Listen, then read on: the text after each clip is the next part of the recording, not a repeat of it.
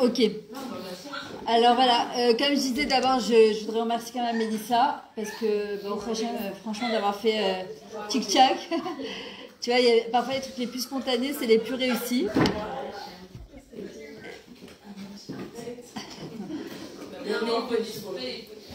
Allô, c'est pas grave, on s'en fout. Bébé, mais non, c'est parce que c'est mouillé. Mais je m'en fous. Je vois bien.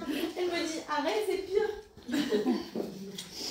Ok, alors, comme elle a choisi comme thème, c'est comment se construire face au challenge de la vie, en fait, comment grandir par rapport à ce que HM nous envoie, comment on fait, justement pour ne pas se casser, pour ne pas perdre espoir, pour ne pas baisser les bras. Alors déjà, il y a marqué Shiva Ipol Tzadik Vekam. Le Tzadik, il tombe 7 fois, il se relève 7 fois. Maintenant, le Tzadik, il n'est pas appelé Tzadik quand il est en haut, le Tzadik, il est appelé Tzadik quand il est en bas, et qu'il lutte, il se bat pour remonter la pente, ce qui n'est pas évident. Parce que nous, on croit toujours que le tzaddik, la tzlacha, la réussite d'une personne, elle est quand il est là-haut, que tout est chalak dans sa vie, tout est droit, tout est zorem, tout est facile. Mamash, pas du tout.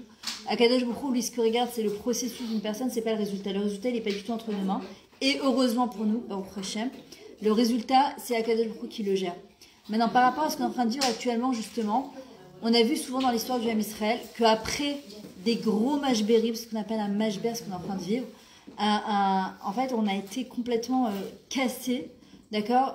Notre vie, elle a été bousculée, chamboulée, des familles entières endeuillées. En fait, on se dit, mais comment se reconstruire après un truc pareil, quoi?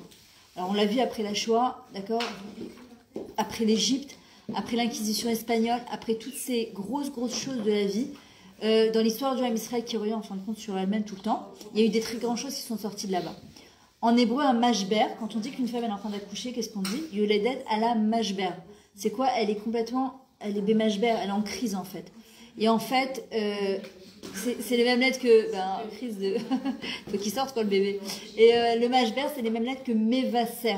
Quand on dit Veyahu Anavi ou Yavo Mevasa Lanu Besorotovot, c'est les mêmes lettres. En fait, qu'est-ce qu'elle vient?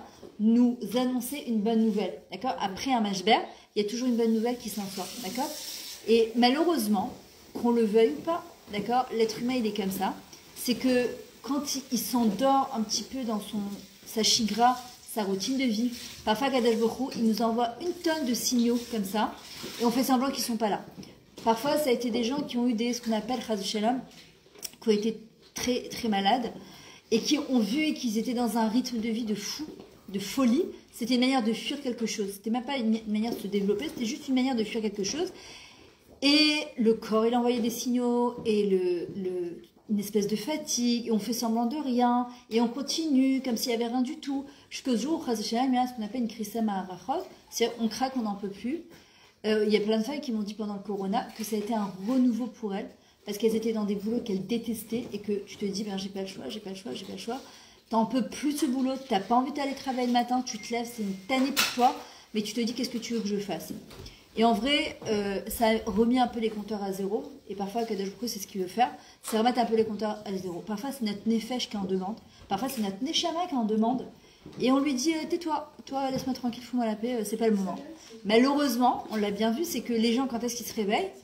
Quand, Chaz Shalom, il y a des booms comme ça, d'accord? Même, je sais pas si vous avez vu le témoignage de Miss Israël, d'accord, qui racontait que justement, elle disait que ça fait 8 ans qu'elle a fait tchouva, qu'elle était chômeur à Shabbat, cachou. Mais au niveau de la tsiout, elle disait je pouvais pas, j'arrivais pas. Elle dit vous imaginez, je suis Miss Israël, imaginez ce qu'il y a dans mon armoire, quoi. Ça n'a aucun rapport avec la tsiout. Et la veille de Simchat Torah, elle disait Sukkot, qui est sur ça une fête de plein de simcha. J'avais une espèce d'angoisse comme ça que j'arrivais pas à définir. J'avais la rasera, je savais pas ce que c'était. Et elle dit et le jour où le 7 octobre, ça s'est déclaré la guerre, je me suis dit terminé, je deviens tsiout. Elle dit, j'ai composé avec ce que j'avais dans mon armoire, j'ai jeté tout ce qui est... Voilà. Et franchement, en vrai, elle te dit, parfois, on a besoin de ce dachaf-là, un coup de pied derrière. En manière un peu gassa, mais c'est un coup de pied derrière. En d'autres mots, c'est comme ça. Et en vrai, Kadosh Baruch Hu, ce qu'il veut, c'est qu'on a cherché au fond de nous, on a des ressources exceptionnelles, et on s'en rend pas compte. On a des forces exceptionnelles. Regardez, on est toutes là, on est toutes différentes. Moi, je vous observe depuis tout à l'heure. On a tous une tête différente, on a tous un parcours différent. Et en même temps, on a toute la même histoire qui nous relie, d'accord? Mais en même temps, dans cette histoire qui nous relie, qui s'appelle l'histoire du Ham Israël, d'accord? Il y a chacune, elle fait partie d'un puzzle, en fait. On est toutes un bout de puzzle. Et ce puzzle-là, tant qu'il n'est pas shalem, il n'est pas entier, la Géoula, elle ne peut pas arriver. Donc tu te dis, ok, mais on est 7 milliards d'êtres humains, il va se passer quoi? On te dit, tant que tout le monde n'est pas chômeur Shabbat, alors, c'est pas mon problème. Je m'explique, on est tous arrivés à Zélazé. Il faut que je m'occupe déjà de faire sortir la lumière qui est à l'intérieur de moi et que je pense à me construire. Et quand je me construis et que je deviens, puisque c'était le mois de Shvat, cet arbre qui va devenir, il va donner envie à d'autres arbres de devenir. C'est-à-dire que moi, si je suis asuka, entre guillemets, dans mon business qui s'appelle moi, pas de manière égoïste du tout, au contraire, pas de manière égocentrique, de manière égoïste pour encore mieux donner aux autres, parce qu'Hachem, il a besoin de cette lumière-là pour éclairer le monde, alors je vais donner envie à d'autres personnes de devenir. Et si moi je deviens, que toi tu deviens, etc., etc., alors on va les arrêter, d'accord? On va activer le processus de la Géoula. Et on ne peut pas se dire, oui mais regarde, il y a tellement de gens sur Terre. Il n'y a pas tellement de gens sur Terre. Si chacune, elle fait sa part et ce qu'elle a à faire, et que j'ai pas peur de tomber, et je me relève, et je tombe, et comme un enfant qui commence à marcher, c'est ça là, tu vois, on est toujours en mouvement de l'ech lecha, comme Abraham Avinu. D'accord, c'est toujours, il n'y a qu'un animal qui reste stable sur ses 4 jambes. Nous on ne peut pas, sur ses 4 pattes. Nous, on n'est pas comme ça. Nous, on est toujours, et justement, c'est mon mari qui me dit toujours, c'est l'éloge de l'instabilité. Quand tu montes des escaliers, bah, tu es obligé de te déséquilibrer. Parce que tu es obligé de mettre un pied en avant. Et ça arrive parfois qu'on a raté des marches, d'accord? Et on est tombé, mais on s'est relevé. Bah, c'est comme ça. La vie, pour pouvoir évoluer, pour grandir, pour monter des marches, eh ben, on est obligé d'accepter le déséquilibre. Il fait partie de la vie de l'être humain. On l'a vu avec Abraham Avinu. Il va recevoir le Shefa. Il faut comprendre que c'était eux qui te donnaient la Vodazara, d'accord, l'idolâtrie. Il est installé à Haran, tout va bien pour lui, avec son père, Terrar, etc. Il y a une grosse remise en question. Et Hachem il va lui demander de tout quitter. Comme nous on a fait avec Paris, la France, d'accord, Lyon, Marseille, ce que vous voulez, de là où vous venez, ou ceux qui ont quitté Londres, ou les États-Unis, ou la Suisse, et qui sont installés ici. Enfin, qu'est-ce qu'on a fait à l'Achlecha? Et on a quitté Molatecha, Mibet Avecha, d'accord, on a quitté toutes nos habitudes, etc. C'est un mashber. La Lia, c'est quelque chose de merveilleux, mais c'est un mashber. C'est une petite, c'est quelque chose, on est complètement déboussolé, même si c'est le pays le plus merveilleux au monde, d'accord, et que Bezrat Hachem, en tout cas, j'espère que personne ne le quittera, et que tout le monde va venir s'installer ici. Mais c'est quand même très déstabilisant. Il y a un Chosai Tiatzou d'un coup. Et Hachem, il lui dit à Avraham Avinu, va, et il pose pas de questions. Il dit, où? Elle est reste à Sharareka, dans une terre que je vais te montrer, ou il pose pas de questions, il fait confiance à Akadosh Baruch Hu. Et en vrai, ce qui est en train de se passer actuellement dans cette milchama, comme je vous ai dit tout à l'heure, le mot milchama, ça vient du mot chalom. Au bout de cette guerre, il y a un chalom. Le chalom du Ham Israël, c'est quoi? C'est que, sauf, ça s'arrête. Tout ça, ça s'arrête. Que la Géoula, elle arrive, que le Beth Amikdash, il arrive, qu'on vive dans la Géoula, que Mashiach, il arrive, que ça y est, on n'ait plus besoin de vivre ces histoires-là, c'est stop, on peut plus. Et il faut dire à Kadosh Baruch Hu, Dai. Donc, parfois, pour vivre ce chalom, on est obligé de passer malheureusement par une echima, par cette guerre qu'on est en train de passer. Maintenant, on doit comprendre une chose, c'est ce qu'on est en train de vivre actuellement, c'est le miracle de la vie sur la survie. Parfois, l'être humain est en mode survie, il ne se rend pas compte. On croit qu'on vit, mais on ne vit pas. Parfois, on est des morts vivants. On est là, mais on n'est pas là. On vit dans le passé, on vit dans le futur, on ne vit pas dans le présent. Et en vrai, parfois, Kadosh Baruch Hu, justement, qu'est-ce qu'il fait? Il nous rappelle à l'ordre. D'accord? Il nous rappelle à l'ordre. Il nous rappelle à l'ordre. Et il dit, voilà, à Rosh Hashanah, Hachem nous a donné un livre avec 365 pages, ouvert, et il nous a demandé d'écrire notre histoire. Et en fait, il n'y a pas d'histoire qui est déjà écrite. Même tu dis, mais quoi, avant de descendre, Maneshama, elle savait ce qu'elle allait passer. Nachon. Mais en fait, la manière dont je vais interpréter cette histoire et ce qui est en train de se passer, je vais écrire dans le livre de ma vie, d'accord, ma vraie vie. Il y a la vie, faire des vies sur la vie, et il y a la vie avec un grand V, vivre vainement, vraiment, pleinement, concrètement, vivre au quotidien, vivre à chaque seconde, vivre à chaque instant. Maintenant,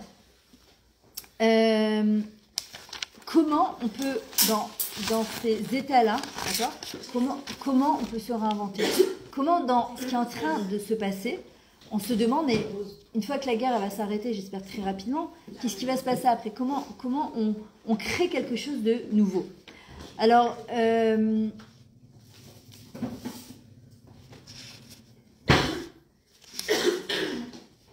faut savoir aussi que la vie et Hachem, en fait, il nous offre 1 million d'opportunités et de possibilités, d'accord?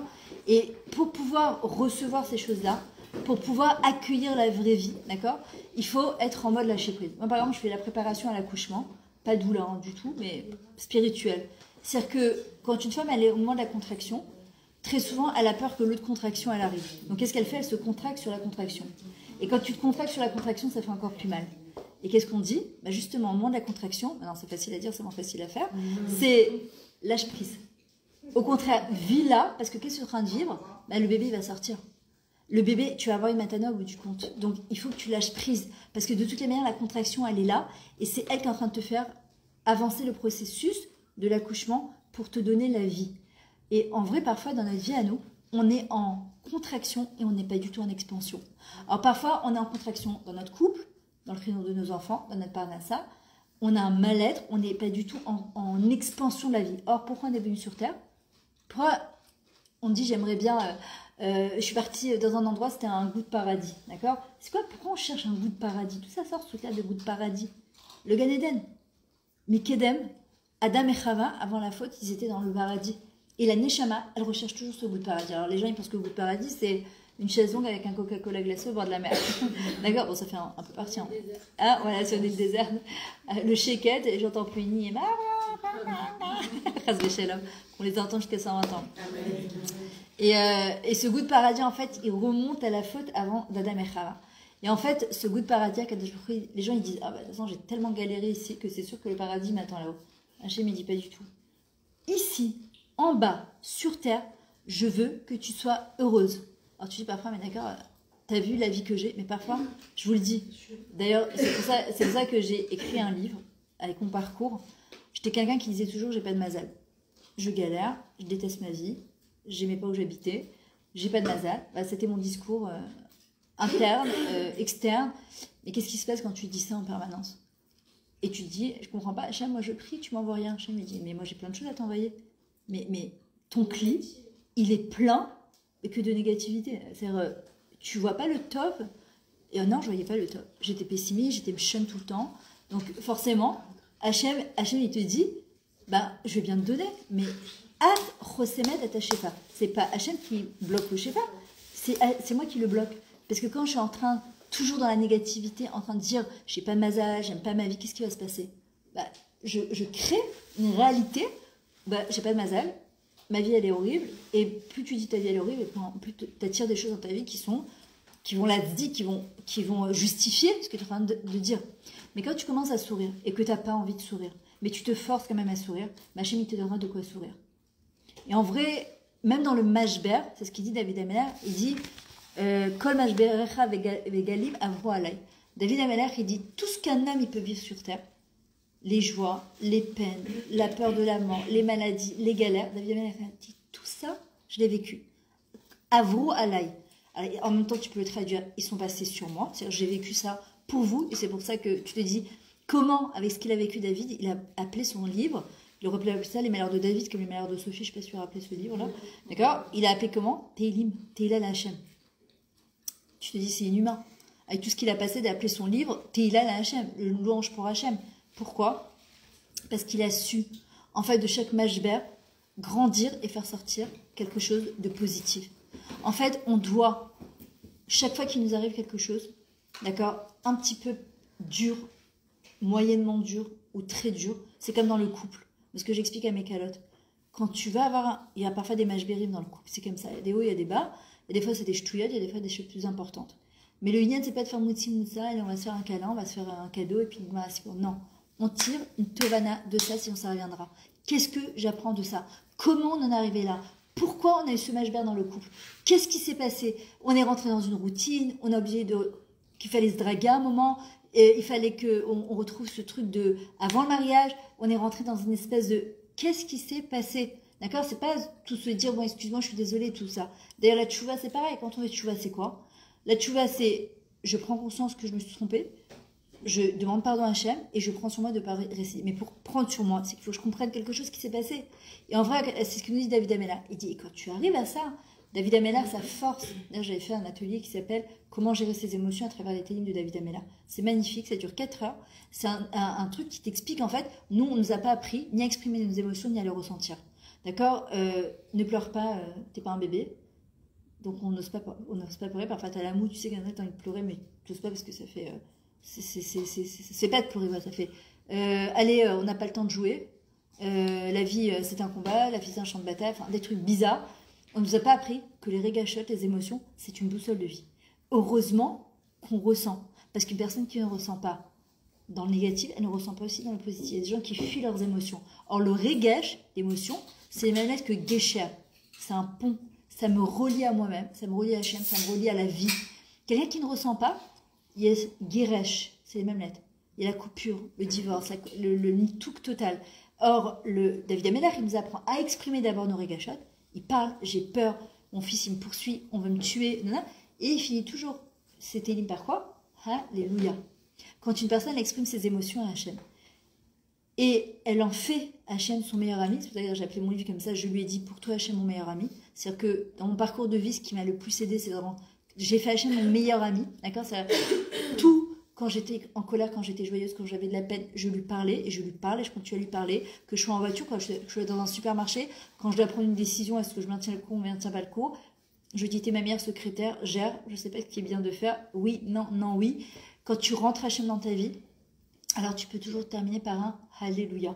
Je te remercie Hachem. Les émotions, c'est quelque chose d'exceptionnel, c'est quelque chose de très bien, c'est notre boussole de vie. D'accord? Quelqu'un qui a peur, qui a tout le temps peur. Peur de quoi? Peur de tout. Peur. Moi, j'étais une très grosse peureuse, je ne laissais même pas mes enfants sortir les pauvres. Aujourd'hui, j'ai complètement lâché prise. D'accord? En fait, c'est quoi la peur? Tu la remplaces par quoi? Nachon, c'est-à-dire l'amour. Quelqu'un qui a l'amour Hachem, il aime Akadosh Baruch Hu. Quelqu'un qui aime Hachem, il a peur de rien. Parce qu'il sait, comme il dit David Ameller, Gam ki elech beged salmavet, lo irara ki ata emadi. J'ai pas à craindre quoi que ce soit. Pourquoi? Parce qu'Hachem, je sais que tu es avec moi. Et si Hachem est avec nous, alors j'ai rien à craindre. Hier, je leur disais dans le cours de Chinour des enfants, il y a un truc qui est super important à répéter aux enfants, depuis qu'ils sont tout petits. Leur dire, avant de dormir, les grands, les petits, les moyens, ça va m'échaner. Quand il leur arrive quelque chose de bien d'abord, ça leur dire, moi je sais quoi je leur dis, je sais pas aujourd'hui, t'as vu comment Hachem il t'aime? T'as vu comment Hachem il t'aime? Et moi, quand il m'arrive quelque chose de bien, je fais Hachem, mais t'es waouh, je sais pas comment te dire merci. Pourquoi? Parce que la vie, c'est pas un long fleuve tranquille. On a des moments exceptionnels dans la vie et il y a des moments, t'en peux plus. Tu dis, je suis au bout de ma vie. D'accord? Horrible expression, mais je suis au bout de ma vie, j'en peux plus. Pourquoi? C'est trop dur, j'en peux plus. Mais quand tu as développé un cacheur d'amour avec Hachem, d'accord? D'amour profond, que Hachem, il est là dans ta vie, alors tu comprends que ce moment de Mashber, il est là pour me faire grandir. Alors, je peux me dire, Hachem, même dans ces moments-là, je sais que tu m'aimes, je sais que tu es avec moi. Parce que le vrai mifran entre un homme et une femme, c'est qu'il y a des problèmes de parnassa chez l'homme. Le vrai mifran entre un homme et une femme, c'est quand la femme, parfois, a des problèmes de santé. Le vrai mifran entre des parents et des enfants, c'est le moment de l'héritage. Le vrai mifran entre nous et Akadosh Baruch Hu, c'est pas quand tout va bien, quand on est sous la roupa, quand on est en vacances, quand on vient d'accoucher, qu'on est en euphorie totale et qu'on peut dire à Hachem, oh là là, qu'est-ce que je t'aime, merci mon Dieu. Non, c'est quand il y a un moment de Mashber avec son mari, quand il y a un moment de Mashber avec un enfant, quand il y a un moment de Mashber avec la parnassa ou avec un problème de santé. Est-ce que je suis là encore à dire à Hachem je t'aime ou je suis en train de lui dire ah mais là vraiment je comprends pas. D'ailleurs ma mère m'a toujours dit que Hachem lui envoie la Refrachinema, juste nom, prénom et téléphone. Elle dit c'est marrant parce que les gens quand tout va bien, on n'a jamais posé la question à Hachem, comment ça se fait que tout va bien dans la vie? C'est bizarre, hein, mais pas ouais, je suis privilégiée, je me sens privilégiée, je sens que j'ai la protection d'Akadosh Baruch Hu. Mais quand ça va pas, par contre, on lui dit attends, je comprends pas là, qu'est-ce qui se passe? Mais non, Kacha ou Kacha, David Ameller dit quand on est en haut, c'est Hachem, quand on est en bas, c'est aussi Akadosh Baruch Hu. Mais quand on est en bas, on doit pas dire lama, on doit dire lema. Lama, c'est qu'il je remets en question sa manière de l'énel et Taolam. Je suis en train de lui dire tu es en train de faire quoi là, Akadosh Baruch Hu, je comprends pas. Mais par contre, quand ça va bien, je lui dis pas comment tu gères ton monde. Pas du tout. C'est normal, quoi. En vrai, non. On ne doit jamais dire lama. Lama rakshuaguim. Les non-juifs disent pourquoi. Ah, c'est ça. Ayena elokechem. Il est où votre Dieu? C'est une plaisanterie? Non. Nous, on dit lema. C'est quoi le but? C'est quoi le but de ce nisayon? Le mot nisayon en hébreu, d'accord? Il peut se traduire de 1 million de manières. Nisayon, c'est une épreuve. Nisayon, c'est un challenge. Nisayon, c'est une expérience de vie. Quand tu dis Animana Sala, c'est quoi? C'est une expérience. Le Nisayon, c'est quoi aussi? Dans le mot Nisayon, tu as le mot les hypnoses. Le but, c'est qu'Hachem, il veut qu'on s'élève, il veut qu'on grandisse. Il veut pas qu'on reste en quitte à Aleph. On peut pas rester en quitte à Aleph toute sa vie. À un moment, il faut passer de classe. Et pour passer de classe, c'est comme quelqu'un qui a fait 7 ans ou 10 ans de médecine. À un moment, il va devoir passer en stagiaire. Puis en stagiaire, truc de médecin. Et là, d'un coup, il dit, ah non, je peux pas. Hachem, il dit, il dit, mais attends, t'as pas fait toutes ces études pour rester dans tes trucs d'études. Là, maintenant, il faut passer au truc. Et ben, Hachem, c'est pareil. On ne peut pas rester en quitte à Aleph toute sa vie. Alors qu'Akadosh Baruch Hu dit maintenant il faut l'hypnocèse. Et dans le mot Nissan, qu'est-ce qu'on a le mot Nes. Parce qu'une personne qui grandit à travers les challenges qu'Hachem lui envoie, alors qu'est-ce qui va se passer? Elle va vivre le vrai miracle de la vie. Parce que la vie, elle a une tonne de choses à nous offrir. Une tonne de possibilités à nous offrir. Mais qui c'est qui limite Akadosh Baruch Hu? C'est pas Hachem qui le limite. On limite Akadosh Baruch Hu. Et on doit le comprendre ça. Si on comprenait qu'Hachem, il est illimité dans ses solutions, parfois on a un problème. Et on est là et on se dit, comment je vais faire, qu'est-ce que je vais faire? Et on cherche, on tourne dans tous les sens. Et Hachem me dit, mais tu sais que j'ai 1 million de solutions à te proposer. Quand on n'en peut plus, qu'est-ce qu'on a en français? Je baisse les bras, ça, j'en peux plus. Et en hébreu, comment tu dis? Animerima yadaim yashamem. C'est exactement le contraire. Je lève les bras au ciel. On fait le contraire. Mais on pourrait le faire depuis le début. T'as le moins de petits problèmes, Hachem, s'il te plaît, t'as Azorli, aide-moi, Bevakasha. Là, je suis devant un problème, s'il te plaît, aide-moi. Et Akadosh Baruch Hu, en fait, c'est exceptionnel parce qu'il a des solutions. Qu'est-ce qu'on dit dans le Shir HaMaalot? Et Saena et Elarin, je lève mes yeux au ciel. Me'ain yavo Ezri, d'où va venir mon aide? Ezri Me'in Hachem. D'où elle va venir? D'Akadosh Baruch Hu. C'est-à-dire que Hachem est en train de me dire, j'ai 1 million de solutions à te proposer. Juste, je t'en prie, ne me limite pas aux tiennes. Nous, on croit que peut-être que si je fais ça, non, pas du tout. Je te laisse gérer. Gère au mieux Akadosh Baruch Hu. Je ne sais pas ce qui est bien, ce qui n'est pas bien. Parfois, nous, on croit qu'un truc, c'est bien pour nous. Et en fait, pas du tout. Et peut-être cette chose-là, elle est bien pour nous. En vrai, c'est pour ça que je lui dis, bon, parfois, j'ai eu des cas, ils me disaient, mais non, je veux absolument marier avec celui-là. Laisse gérer Hachem. Toi, dans ton 10 millions, tu crois que c'est bien que tu te maries avec celui-là. Mais tu ne sais pas ce que ça va être après. Non, quand tu pries, tu dis Hachem, si c'est bien pour moi, alors Bézard Hachem, que j'achète cette maison, que j'aille là-bas en vacances, que pour mon fils, que je le mette dans telle école, ou ma fille, si c'est bien pour lui, parce que moi j'ai envie, si c'est bien pour lui. Et en vrai, quand on laisse faire Akadosh Baruch Hu la vie, quand on croit en la vie, et c'est ça que tu parlais, c'est quoi ton prénom? Ilana. C'est ça, en fait, la Emouna. C'est quand ça dépasse le higayon, la logique des choses. Tant que c'est logique, c'est rationnel, il n'y a pas d'Emouna. D'accord? Quand je te dis 1 plus 1, ça fait 2, ben, c'est pas de la Emouna. Mais quand je te dis 1 plus 1, ça fait 3, tu me dis non, 1 plus 1, ça fait... Hachem dit non, 1 plus 1, ça fait 3. Moi, je dis que 1 plus 1, ça fait 3. Ben, ça, c'est de l'Emouna. Et celui qui vit Be'emouna avec Akadosh Baruch Hu, qu'est-ce qu'il dit David Amena? Michel Boter Bachem, Chesed Yesoveinu. Celui qui place toute sa confiance en Hachem, pas Khatien, pas 20%, pas 50%. C'est un travail au quotidien. D'ailleurs, c'est quoi la Emouna? C'est un de quel mot? Imoun. C'est quoi Imoun? Quand on va au Cheder Kosher, c'est un entraînement. C'est un entraînement au quotidien, tous les jours. Et c'est dans tes petites choses. Parce que malheureusement, c'est comme ça. La vie, parfois, elle nous fait des surprises. Parfois des bonnes et parfois des moins sympathiques. Mais quand une personne, justement, elle est préparée aux bonnes et que chaque fois, elle se répète, et ce que je vous disais tout à l'heure, de dire aux enfants en permanence, t'as vu comment Hachem t'aime? T'as vu comment Hachem t'aime? Il revient avec une bonne note. On lui dit, ah, mais je comprends pas, pourquoi t'as reçu 80 et de recevoir 100? Tu as vu comment Hachem t'aime? Tu as vu Hachem t'a donné... Évidemment, s'il a donné le maximum, d'accord, c'est qu'il fait... Comment Hachem t'aime? Il reçoit des nouvelles baskets. Tu as vu comment Hachem t'aime? Il t'a donné des nouvelles baskets. C'est pas je t'ai acheté, je t'ai fait à manger. Tu as vu, bah, Hachem, les enfants vont dire, il n'y a rien à manger dans le frigidaire. C'est des trucs super énervants. De leur dire, viens, je trouve le frigidaire. Regarde comment Hachem nous aime. Il n'y a rien à manger dans le frigidaire. Peut-être que tu as envie d'un plat prêt, mais ne dis pas, il n'y a rien à manger. Moi, ma fille, elle me disait chaque fois, j'ai rien à mettre. Rien à te mettre? Mais si on dit ça parfois. Je lui disais, viens, ouvre l'armoire. T'as vraiment rien à te mettre? Alors, elle dit, non, Hachem, merci pour tous les habits que j'ai, mais j'ai envie de faire une asbana sur chaîne. C'est plus honnête. D'accord? Parce que dire j'ai rien à mettre, c'est pas vrai. En fait, merci beaucoup. En fait, c'est vraiment rentrer ça dans la tête des enfants. Tout le temps avant de dormir. Qui c'est qui l'aime le plus? Papa, maman et Akadosh Baruch Hu. Un enfant qui grandit avec la Havat Hachem. L'amour d'Akadosh Baruch Hu, pas Hachem, attends, tu vas te punir. Ah, moi, j'ai grandi comme ça. Hein. C'était à l'époque, dans les écoles juives, c'était un petit peu à la dure, mais c'est pas plus mal parce que ça m'a beaucoup aidé à me tenir et pas faire des bêtises. D'accord? Parce que quand t'as les Hirat Shamayim, mais pas forcément t'as ça. Mais aussi inculquer aux enfants combien Hachem, il les aime. Et nous, on doit se le dire en permanence. L'homme est de n'importe quoi. On trouve une place en bas, belle place, elle n'a pas besoin de faire de manœuvre, tu vois, merci Hachem, combien tu m'aimes. Mais ça, à chaque fois, se le dire. Pourquoi?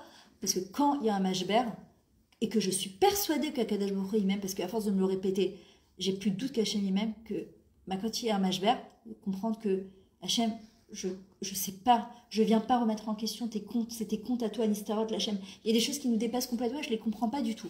Mais il y a une chose que je sais, c'est que je sais que tu m'aimes, et que ce que tu es en train de faire, c'est pour mon bien. Donne-moi juste la force de surmonter cette épreuve-là. Sur les choses que je sais que ça va s'arranger, donne-moi la patience. Il y a des choses, Khazoshiam d'ailleurs, je pense toujours quand j'utilise le TOF au Khayan Atanfit aussi, parce qu'ils l'ont donné à sa soirée. Et en fait, Kakadesh Bokhu, en fait, les choses qu'on ne peut pas changer, de dire à Hachem, permets-moi de les kabel ba'ava, d'accepter les choses que je ne peux pas changer avec Amon, parce que c'est sûr, c'est pour mon bien. Maintenant, nous, le problème, c'est quoi? Qu'est-ce qui nous consolerait? C'est de savoir bien que c'est pour notre bien. Mais c'est ça la Emouna, c'est que même si je ne le vois pas, je le crois. Et quelqu'un qui croit, il finit par le voir. Moi, j'ai parlé avec plein de mamans de Réanim qui sont tombées, que Dieu préserve. Elles te disent elles-mêmes, hein. Elles te disent, c'est au-delà de la teva, au-delà de la nature, ce qui se passe, tu sens que c'est Hachem qui te porte sur ses épaules. D'ailleurs, je ne sais pas, vous connaissez cette histoire, il y a un homme qui arrive à 120 ans là-haut, il dit à Hachem, très énervé comme ça, je ne comprends pas, comment tu m'as laissé tomber dans les moments les pires de ma vie? Hachem lui dit, ah bon, où ça? Et puis on le voit marcher sur une plage, on voit le film de sa vie, on voit 4 traces de pas à chaque fois. Puis à un moment, on voit 2 traces de pas. Et l'homme, il dit à Hachem, regarde, là, tu m'as laissé tomber, regarde, je suis seule. Hachem lui dit, mais regarde les traces de pain, c'est des passes de géants. Tu crois que là, tu aurais pu t'en sortir seule? C'est moi qui t'ai porté sur mes épaules. Tu crois vraiment que tu pourrais? Aujourd'hui, dans notre génération, on est des nains sur les épaules d'un géant. Vous croyez vraiment, vraiment, qu'on pourrait tenir s'il ne donnait pas la force? Qu'est-ce qu'on dit dans la tefila? Unoten koach la sotrail. C'est lui qui donne la force pour faire la guerre, pour lutter, pour se lever tous les matins, pour garder la Emouna, la Simcha et le Bitachon. S'il ne la donnait pas, mais c'est impossible de tenir. D'ailleurs, c'est ce qui rend fou les non-juifs. Comment avec tout ce qu'on a passé depuis toutes ces années, Veisha Amda, ils ont voulu nous exterminer. Et ils n'y arrivent pas. Ils se disent, ça les rend fous. Mais d'où on sort cette force-là? C'est lui qui donne la force de faire la guerre et de lutter et de se relever chaque fois. Et même si on tombe, on est des benadam, il y a des fois, des jours, tu es là, t'as plus envie de rien faire, t'as plus goût à la vie, t'as plus goût à rien. Ça arrive.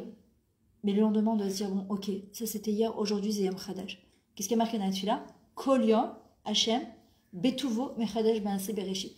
Tous les jours, à Kadosh Baruch Hu, tous les jours, à chaque seconde, à chaque instant, il renouvelle la création du monde. Ça veut dire quoi? Il me renouvelle aussi à moi.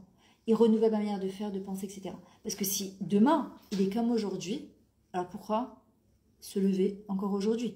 Aujourd'hui, quand je me lève, je dois me dire que cette journée, elle sera 10 fois plus belle que celle de la veille. Et je dois me dire que cette journée, qu'est-ce qu'on dit dans les Birkat HaShacha?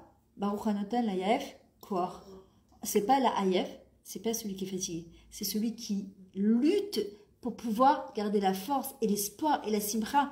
Alors Hachem lui dit, Hachem Ikra ou Behemet, si tu m'appelles vraiment, vraiment, vraiment du plus profond de tes tripes, tu crois que je vais te laisser tomber? Retsan et Yereav et assez. Il fera la volonté de celui qui craigne. Qu'est-ce qu'on dit dans le Birkat Hamazon? Kefirim Rachou Verevu d'Achadona Yersukoto, Na'ar Haïti, j'étais jeune, Gam Zakanti, j'ai vieilli, Velo Haïti Tzadik Nezav. J'ai jamais vu un tzadik tomber. Vous allez me dire, oui, mais celui-là, encore une fois, on n'est pas dans les comptes d'Hachem. Aujourd'hui, voilà, je parlais avec quelqu'un. Ce que vous croyez voir de l'extérieur, mais vous pouvez même pas imaginer ce qui se passe à l'intérieur. À l'intérieur de la maison, à l'intérieur de la tête d'une personne, à l'intérieur du nefesh d'une personne, à l'intérieur de la neshama d'une personne. Moi, je fais du coaching personnel. Et je peux vous dire des gens que j'ai eu en coaching, que tu as l'impression de l'extérieur, c'est leur vie. Tu dis, waouh, mais mamache, elle m'échadrime quelque chose de l'extérieur que tu dis, waouh. Et quand tu grattes un tout petit peu, que tu les as en tête à tête, tu te dis, merci Hachem, mi zéo hachir, sa mère Bechelko. Que l'homme heureux, c'est celui qui est content et qui est satisfait de son sort. Je cherche pas à avoir la place de quelqu'un d'autre. C'est avec ce que j'ai, Hachem m'a donné tous les kélim qui vont avec pour les modèles, pour grandir et pour aller de l'avant. D'accord? Ne cherche pas à avoir la place de quelqu'un d'autre. Ce que vous voyez de l'extérieur, c'est pas du tout ce qu'on voit de l'intérieur. Ni de l'intérieur de leur maison, ni de l'intérieur de leur nefesh, ni de l'intérieur de leur neshama, ni leur passé. Parfois, j'ai des calottes. Elles me racontent des trucs. J'arrive même pas à croire qu'elles ont passé tout ça. Parfois, j'ai des petites jeunes en coaching de 21 ans, 22 ans. Des petites bouts d'âme comme ça de 21 ans. on dirait qu'elles ont 75 ans de passive, avec des histoires de fous. Et elles sont là sur leurs jambes, et elles luttent, et elles avancent, et tu te dis, c'est incroyable. Le Ben Adam, il a un corps mis à la teva, une force mamash qui est au-dessus de la nature.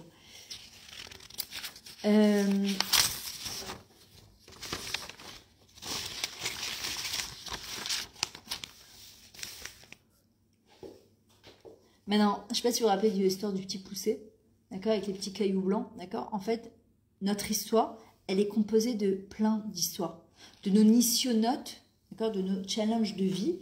Et en vrai, c'est se dire aussi, quand on pense à nos enfants, moi je me dis, parfois mes filles, elles me disent, mais maman, dans quoi je fais grandir mes enfants? Et tu te dis que leurs enfants, dans quoi ils vont faire grandir leurs enfants? Et qu'est-ce qui fait que nos enfants, ils ont la force, ils vont avoir la force de tenir, sinon on a la force de tenir.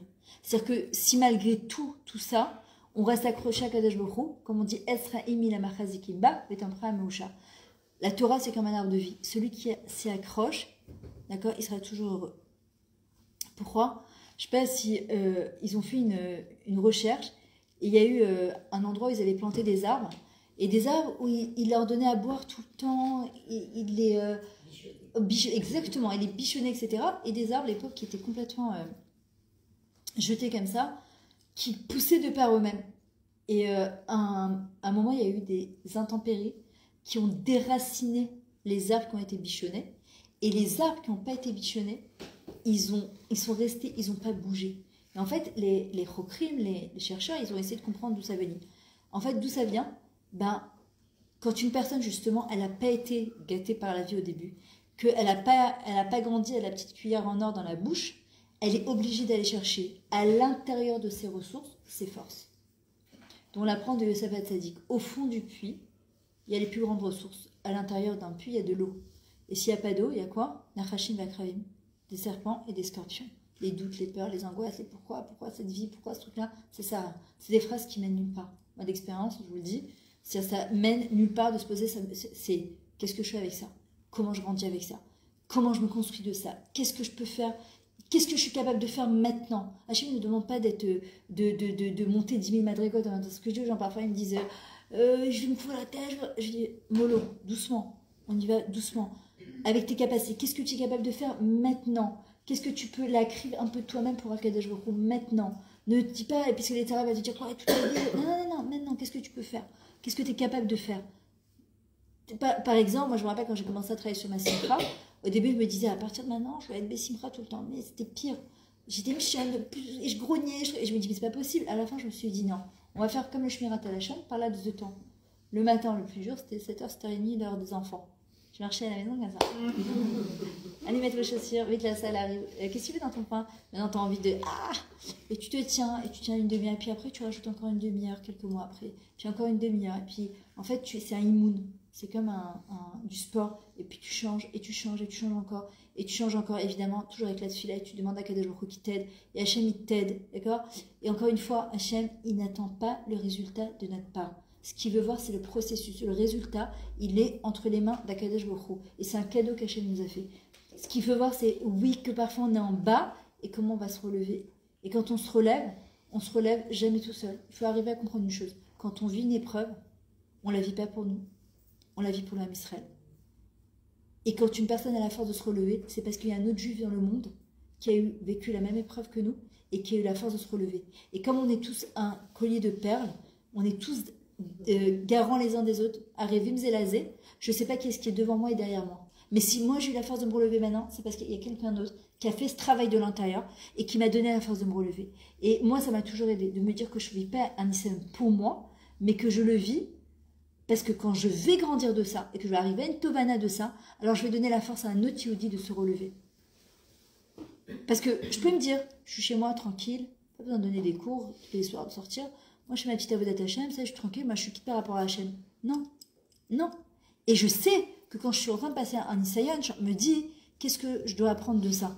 Pour pouvoir le retransmettre, pour pouvoir aider mes enfants. Parce que nos enfants, ils ont besoin de notre force.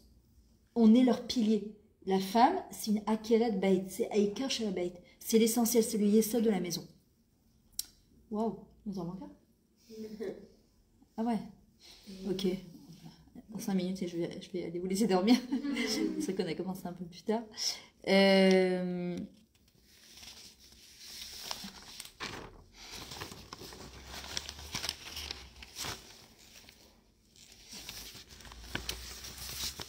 Ok.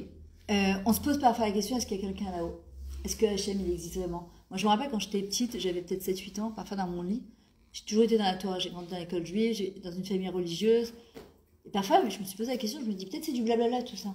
C'est vrai, on se pose tous la question à un moment, peut-être que c'est du blablabla. Peut-être qu'on est en train de nous raconter des trucs comme le Coran, il raconte aux Arabes, et que les chrétiens... Qui nous dit que c'est vrai? Ben, imagine, tu arrives à 120 ans, tu te dis, tu aurais pu te mettre en maillot et en jean, tu pouvais t'éclater, tu pouvais manger où tu voulais, mais c'était du mytho, tu t'es laissé endoctriner par la religion juive. Mais en fait, tout crie à Kadosh Baruch Hu.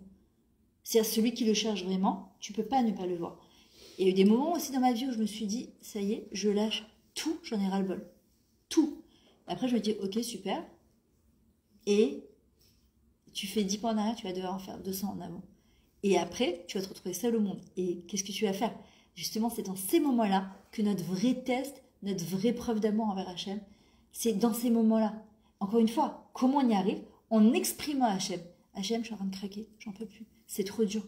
Je sais pas pourquoi je passe ça. C'est sûr que c'est les Tovati. C'est sûr que c'est mon bon bien. J'ai pas donné. Donne-moi la patience.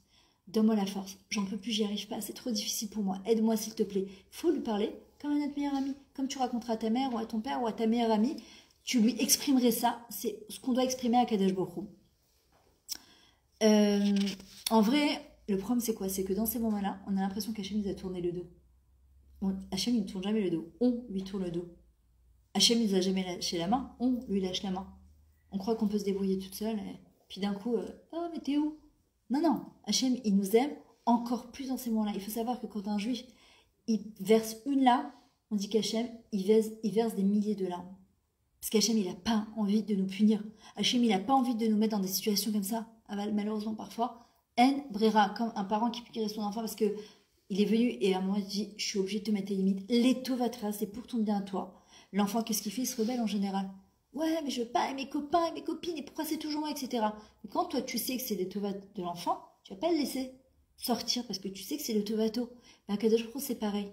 C'est exactement la même chose.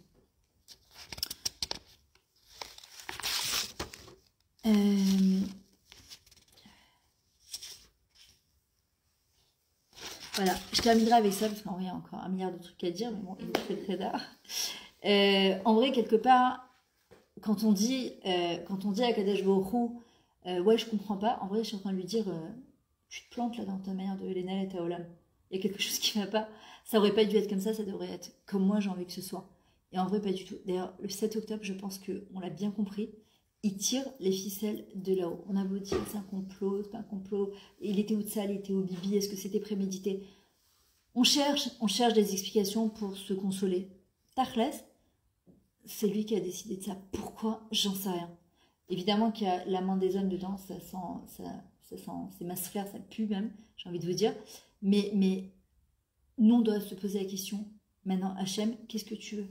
Comment on fait pour calmer tout ça? Comment on fait pour faire venir la Géoula? Les gens, ils donnent des dates, Pessah, ils donnent... il faut arrêter. D'abord, ça repousse la Géoula. Le Rav Pinkus, il dit, c'est pas important quand la Géoula va arriver. Je dis, bien si, c'est important. Non, c'est pas Pessah, c'est maintenant qu'elle doit arriver. C'est pas à Pessah qu'elle va arriver, c'est maintenant qu'elle doit arriver.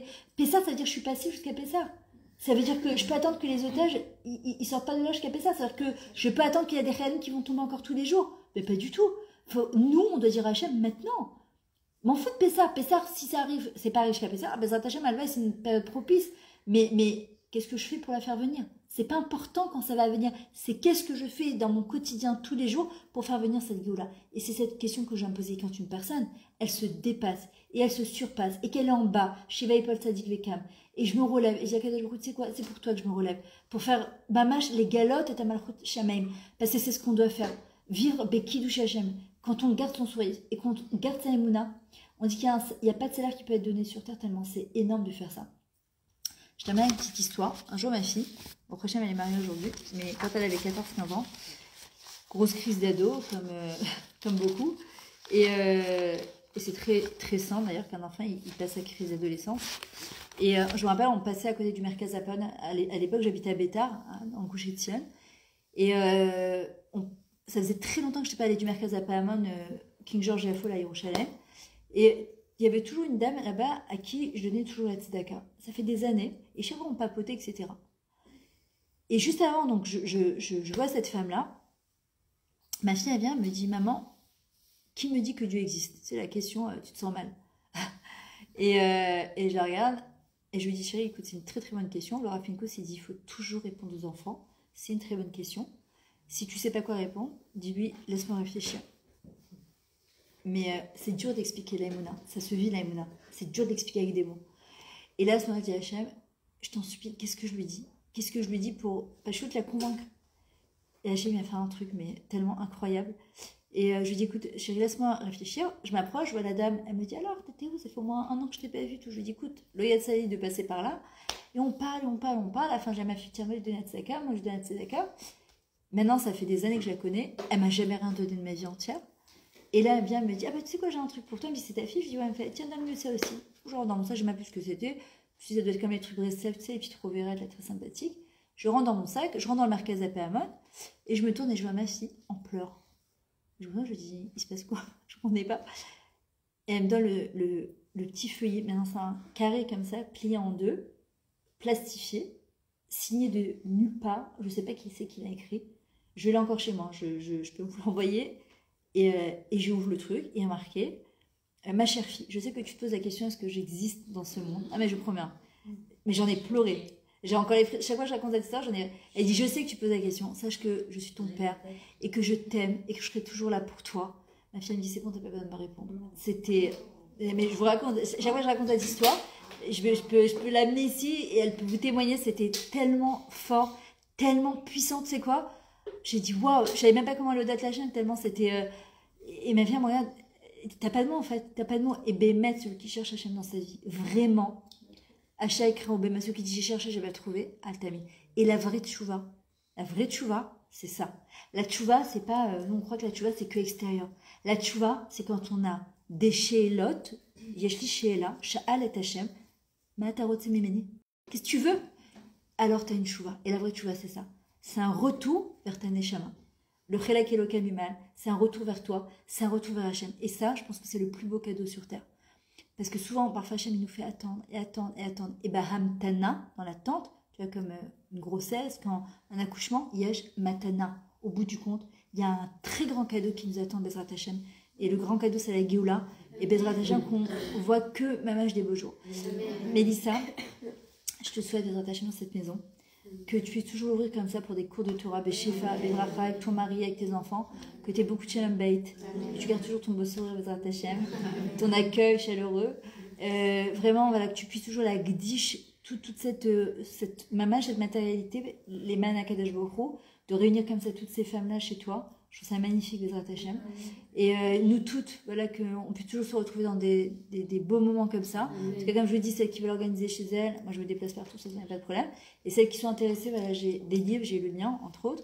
La pensée positive 1, 2, les histoires du Baal Shem Tov, et le livre du Chafetz Chaim avec toute sa biographie et plein d'histoires. En tout cas, merci beaucoup. Ouais, je vais t'en aller. J'ai des cours tous les soirs. Tous les soirs, dimanche, lundi, mardi, mercredi. Ouais, au précieux. De base, pour la petite histoire, on avait pris rendez-vous, on avait pris en cours déjà il y a 2 semaines. Donc je m'étais sur les groupes et tout. Et je suis partie à Chypre ce week-end. Je suis revenue hier soir. Et je lui disais, mais déjà j'ai peu de personnes. De base, on devait être 6. J'ai dit, je vais jamais trouver du monde. J'envoie sur des groupes des trucs, j'ai pas de réponse, j'ai rien. Je sais pas comment on va faire le cours. Enfin, j'ai honte de vous faire venir pour 6 personnes, quoi. C'est cata et tout. Et donc je disais, il vaut mieux qu'on batte, qu'on revoie. Est-ce qu'on peut le faire la semaine prochaine, la semaine d'après? Elle pouvait pas parce qu'elle a pas mal de cours au Rajem et que ça nous envoyait à mars. Et je lui ai dit, il vaut mieux qu'on le fasse parce que si on le fait pas, maintenant, je sais pas comment on va le faire. Et donc aujourd'hui, j'ai envoyé des messages. Je pense que tout le monde a vu. Elle m'a dit, on est 6. Je lui ai dit, bah, c'est pas grave, on est ce qu'on est. J'avais honte qu'on soit que 6. Et bah, il n'y a pas. Merci. Mais je vais te dire, parfois, c'est la qualité, c'est pas la quantité. Parfois, tu sais, quand on te dit, s'il y a une personne qui a changé grâce à toi, d'avoir organisé quand même ce cours, malgré tout l'achat, ce que c'était occasionné, si une personne elle ressort de ce cours-là avec plus de simra, plus de kirek Hashem. Zaya Shavé, tu comprends, c'est ce qu'il faut dire. Nous, on croit, il faut toujours le the people, tu vois, alors, il faut le truc. C'est Hachem qui décide combien, quand, quoi, comment. Je te dis, on m'avait appelé pour Ranana, il y avait un gros cours ce soir. Et j'étais engagée avec toi, j'ai dit non, c'est le Méchané qui m'a dit, mais il va y avoir du monde. D'accord, mais je suis engagée dans quelque part. C'est le Méchané, tu comprends. Et mon mari m'a dit, mais c'est pas important, c'est pas la quantité, c'est la qualité, ça c'est le plus important. Donc tu vois, regarde dans ton chat. Mais même le matin, si ce n'est qu'on a envie d'organiser le dame, j'imagine que vous travaillez. Mais même le matin, c'est pas un problème du tout. Je me déplace en tout cas. En tout cas, Doda Rabba, c'était un plaisir. Et Boab Hachem,